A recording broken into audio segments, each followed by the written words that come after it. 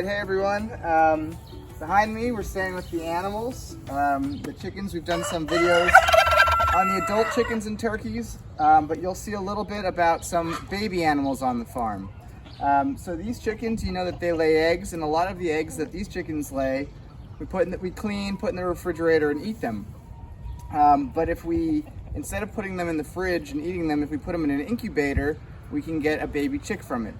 It's a long, complicated difference between an egg that can be for food and for babies, but just know that chickens that lay eggs with a rooster around, those eggs can become babies. I'm going to show you a couple videos about chicks being born, how we take care of baby chicks. We're going to check in with the incubator and see if we have any chicks.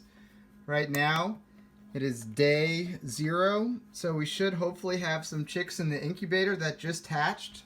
Let's check it out. Well, would you look at that? We got a whole bunch of them. So some of these hatched last night, and you can tell, like this one right here is already pretty dry. And some of them hatched a little bit more recently, like this one, and it's still a little bit wet because when they come out of the shell, there's all the kind of fluid and stuff in there that they come out wet, and then they have to dry off before we take them out of the incubator. So this whole device is an incubator. It holds, this one holds 22 eggs, and for 21 days it sits at this temperature, 99.5 degrees. So for that entire time it's really warm inside, and this is to mimic what it would be like sitting underneath a mother hen out in the wild. And then this number is for the humidity. So right now when the chicks are hatching, when the shell cracks, we want to make sure that there's enough moisture in this incubator so that it doesn't dry out. So we want this number to be between about 70 and 80%, so it's high humidity so that the shells don't dry out. Over here I have some turkey eggs in the incubator. These have 21 days left to go.